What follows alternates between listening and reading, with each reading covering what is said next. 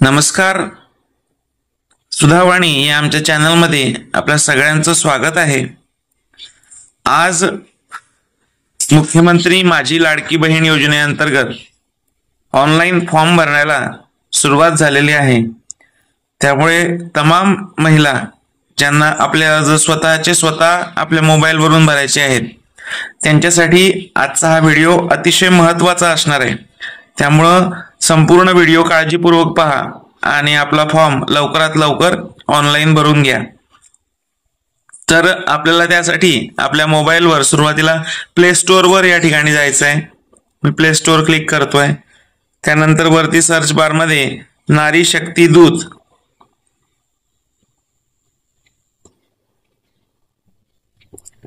नारी शक्ती असे शब्द आपण टाकल्यानंतर हे पहिल्याच क्रमांकाला या ठिकाणी ॲप येत आहे नारी शक्ती दूत नावाने। हे ॲप आपल्याला इन्स्टॉल करून घ्यायचं आहे। आता मी ऑलरेडी इन्स्टॉल केलेलं आहे त्याच्यामुळे मी ओपन करतो। यानंतर या ठिकाणी मोबाईल नंबर आपला मागताय। तर आता ज्या मोबाईल वरून आपण लॉग इन करत आहोत तोच नंबर आपल्याला या ठिकाणी टाकून घ्यायचा आहे। त्यानंतर याला आपण लॉग इन या ठिकाणी सूचना येत आहेत त्या सूचनांना आपल्याला स्वीकारा असा ऑप्शन निवडायचा आहे। त्यानंतर लॉग इन। आता या ठिकाणी ओटीपी येईल। तो ओटीपी आल्यानंतर आपल्याला ओटीपी टाकायचा आहे। हा ओटीपी मी टाकून घेतोय आणि त्याला व्हेरीफाय करतोय। आता या ठिकाणी एक मेसेज येतोय, प्रोफाइल अपूर्ण आहे, तुमचे प्रोफाइल अपूर्ण आहे, कृपया प्रथम तुमचे प्रोफाइल अपडेट करा। आपण आता प्रोफाइल अपडेट करूया। आपली माहिती भरण्यासाठी येथे क्लिक करा। या ठिकाणी आपण क्लिक करूया। त्यानंतर आपल्या समोर ही प्रोफाइल अपडेटची माहिती येते। या ठिकाणी पूर्ण नाव, या ठिकाणी मी पूर्ण नाव भरतोय।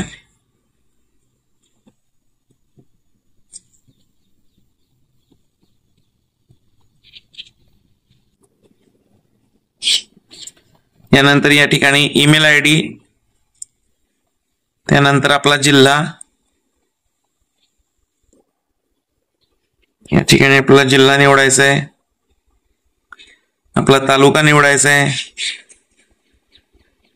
आणि त्यानंतर नारी शक्तीचा प्रकार। आता या ठिकाणी सामान्य महिला, समूह संसाधन व्यक्ती, बचत गटाचे अध्यक्ष, बचत गट सचिव, बचत गटाचे सदस्य, गृहिणी, अंगणवाडी सेविका, त्यानंतर ग्रामसेवक, वार्ड अधिकारी, सेतू। फॉर्म भरणाऱ्या जस महिला आहेत त्यांनी सर्वसामान्यतः सामान्य महिला हा ऑप्शन निवडला तरी चालू शकतो। त्या व्यतिरिक्त इतर महिला असतील तर त्यांनी त्यांच्या पद्धतीने त्या ज्या पदावर असतील त्या पद्धतीने ते ऑप्शन निवडायचं आहे।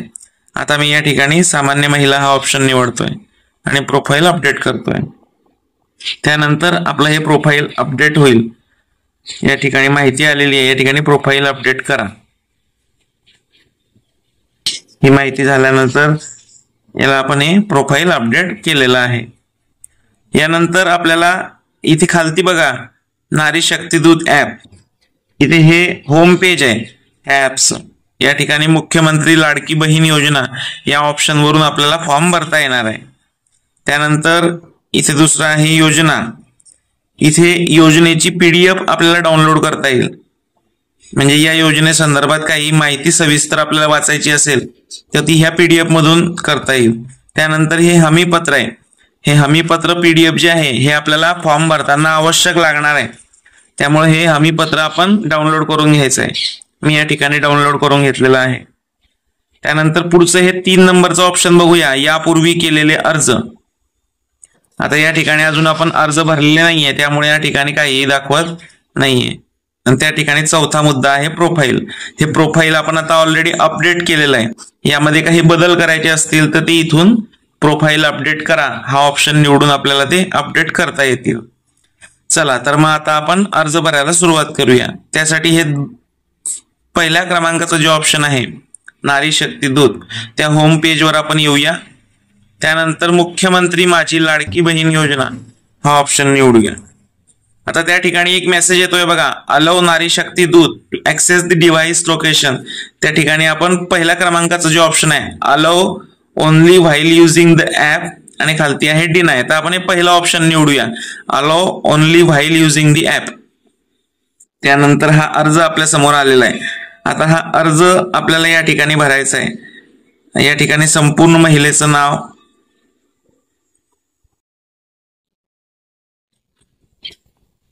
ते आपण भरून घेणार आहे. त्यानंतर तिच्या पतीचं नाव. आता लग्नाच्या अगोदर असेल तर या ठिकाणी आपण वडील ऑप्शन निवडायचं आहे आणि लग्नाच्या नंतरचं असेल तर मग पती हा ऑप्शन निवडून इथे पतीचं नाव लिहायचं आहे. त्यानंतर जन्मदिनांक, या ठिकाणी आपल्याला जन्मदिनांक सिलेक्ट करून घ्यायची आहे. ही जन्मदिनांक या ठिकाणून आपलं सुरुवातीला जन्मवर्ष निवडायचं आहे.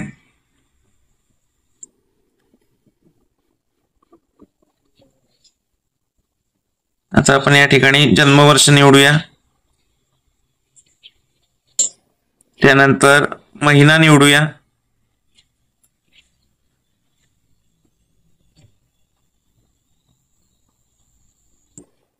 आणि तारीख, यानंतर ओके म्हणूया.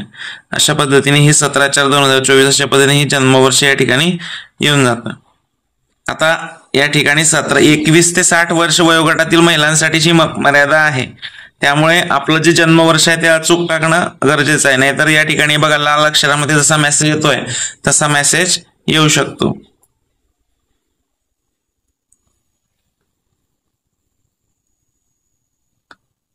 आता या ठिकाणी आपण योग्य जन्मवर्ष निवडूया. बघा आता मेसेज गेलेला आहे, कारण आता वय व्यवस्थित 9/4/1980, वय 44 वर्ष अशा पद्धतीने आलेलं आहे. त्यानंतर या ठिकाणी जन्माचे ठिकाण, तुमचा जो जिल्हा असेल तो जिल्हा तुम्हाला निवडायचा आहे, गाव निवडायचं आहे. त्यानंतर गावामधलं शहर निवडायचं आहे. त्यानंतर ग्रामपंचायत असेल तुमची तर ग्रामपंचायतीचं नाव आणि या ठिकाणी पिनकोड टाकायचं आहे. ही सगळी माहिती झाल्यानंतर या ठिकाणी पत्त्याचा ऑप्शन येतो.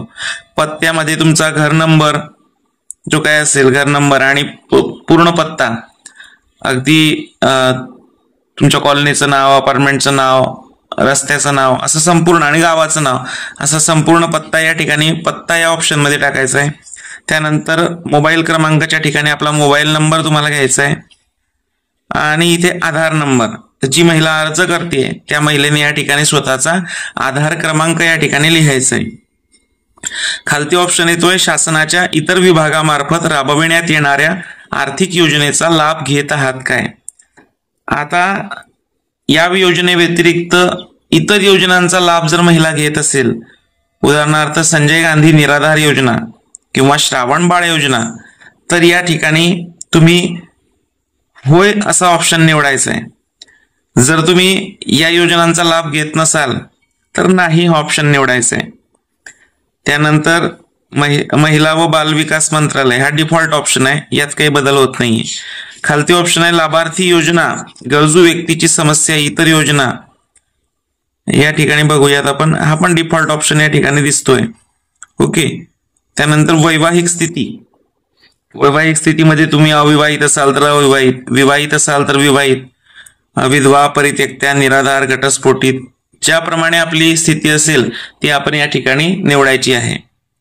आत्ताच शासनाने केलेल्या बदलानुसार अविवाहित ज्या तरुण मुली आहेत त्या देखील या योजनेसाठी पात्र आहेत. त्याच्यामुळे अविवाहित हाही ऑप्शन त्या ठिकाणी आलेला आहे. त्यानंतर आपल्याला आपल्या बँक खात्याचा तपशील या ठिकाणी सविस्तर द्यायचं आहे. या ठिकाणी बँकेचं पूर्ण नाव, बँक खातेधारकाचं नाव, त्यानंतर आपल्या बँकेचा खात्याचा नंबर आणि बँकेचा IFSC कोड, या चारही माहिती आपल्याला या ठिकाणी भरायची आहे. ही सर्व माहिती आपल्याला बँकेच्या पासबुकाच्या पहिल्या पानावर मिळून जाईल. त्यामुळे बँकेचं पासबुक आपण फॉर्म भरताना सोबत ठेवावं आणि त्यावरील तपशील अगदी जसा दिला असेल तसा वाचून ह्या 4 रकान्यांमध्ये या ठिकाणी भरायचा आहे. त्यानंतर खालती येते आपला आधार क्रमांक बँक खात्याला जोडले आहे काय.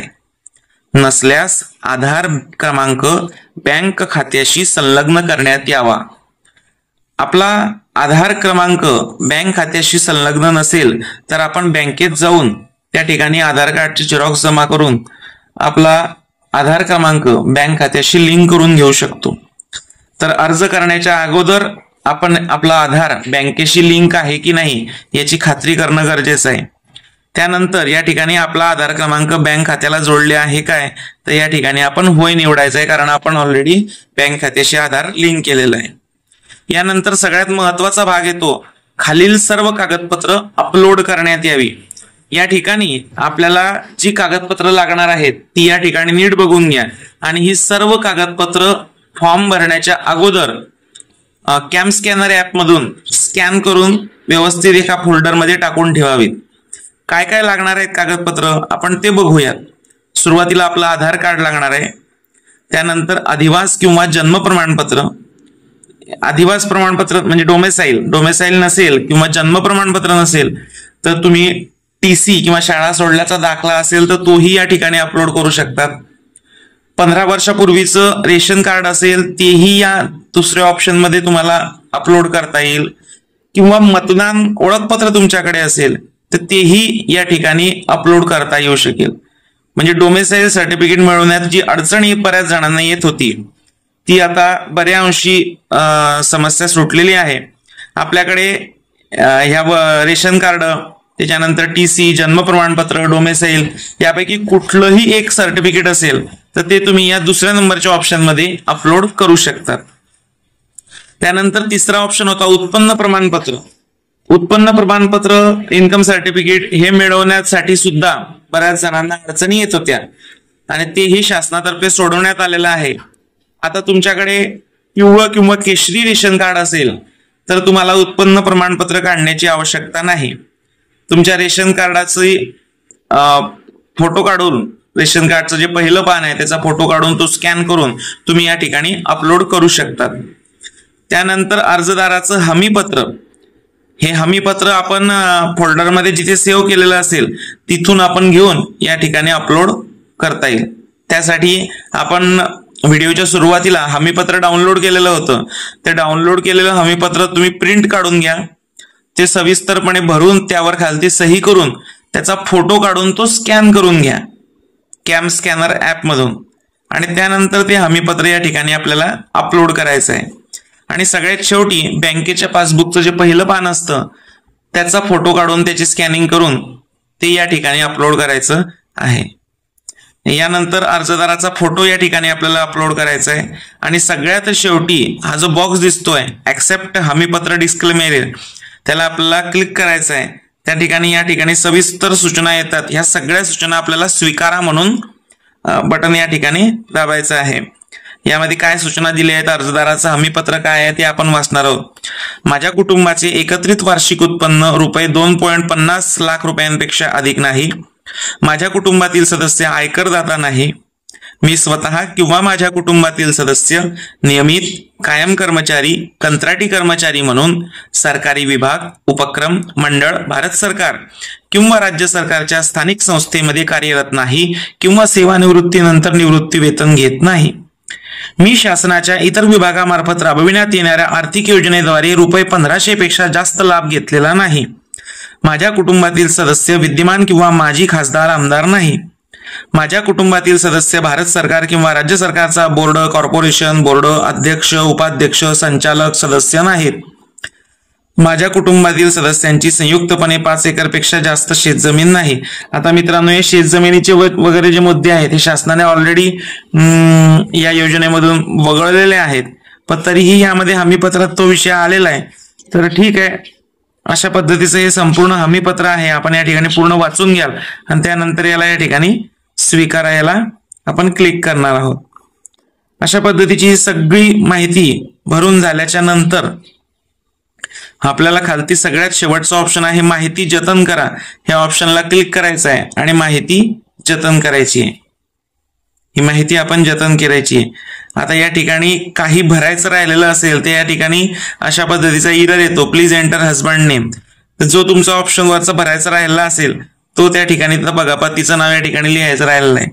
आता हा व्हिडिओ माहितीसाठी असल्याने मी या ठिकाणी माहिती भरलेली नाहीये, फक्त एक नमुन्यादाखल तुम्हाला नावं या ठिकाणी दिलेली आहेत। तर सविस्तर तुम्ही संपूर्ण फॉर्म भराल त्यावेळेस असा एरर या ठिकाणी तुम्हाला येणार नाही। ही माहिती तुम्हाला जतन करून घ्यायची आहे। माहिती जतन केल्यानंतर तुमचा फॉर्म या ठिकाणी सेव्ह होईल. आता मी बाहेर निघून जातोय. तर तो सेव्ह केलेला जो फॉर्म आहे तो तुम्हाला यापूर्वी केलेले अर्ज या मुद्द्यामध्ये इथे तुम्हाला तो बघता येईल. आणि इथून तुम्हाला तो सबमिट करायचा असेल तर इथे तुम्हाला सबमिट करण्याचाही ऑप्शन येईल. तर लवकरात लवकर आपल्या कुटुंबातील ज्या महिला आहेत त्यांचे अर्ज आपण लवकरात लवकर नारी शक्ती दूत ॲप या ॲपवरून भरावे. सोबतच सुरुवातीला मी सांगितलं की कागदपत्र कुठून स्कॅन करायची, तर त्यासाठी प्ले स्टोअर ॲपवर या ठिकाणी बघा कॅम स्कॅनर नावाचं एक ॲप आहे, ते आपण डाउनलोड करून घ्यायचं आहे. किंवा कुठलंही स्कॅनर असेल तर ते तुम्ही या ठिकाणाहून घेऊ शकतात. या ठिकाणी बरेच असे स्कॅनर आलेले आहेत. तुम्हाला जे सोयीस्कर असेल कॅम स्कॅनर ते तुम्ही ॲप या ठिकाणाहून इन्स्टॉल करू शकतात आणि त्या ॲपमधून आपले सगळे कागदपत्र व्यवस्थितपणे स्कॅन करून मग ते अपलोड करू शकतात. तर अशा पद्धतीने आजच्या व्हिडिओमध्ये आपण नारी शक्ती दूत ॲप या ॲपद्वारे कशा पद्धतीनं आपण मुख्यमंत्री लाडली बहीण योजना याचा फॉर्म भरायचा आहे याची सविस्तर माहिती घेतली. आपण लवकरात लवकर हा फॉर्म भरा. काही अडचणी येत असतील तर नक्कीच कमेंट बॉक्समध्ये विचारा आणि आमच्या या व्हिडिओला लाईक करा. आपल्या सर्व कुटुंबियांसोबत, इतर सगळ्या मित्रमैत्रिणींसोबत, इतर ग्रुपसोबत हा व्हिडिओ शेअर करा आणि जास्तीत जास्त लोकांपर्यंत ही माहिती पोहोचवा आणि आमच्या चॅनलला नक्की एक सबस्क्राईब करा. एवढं बोलून थांबतो. धन्यवाद. नमस्कार.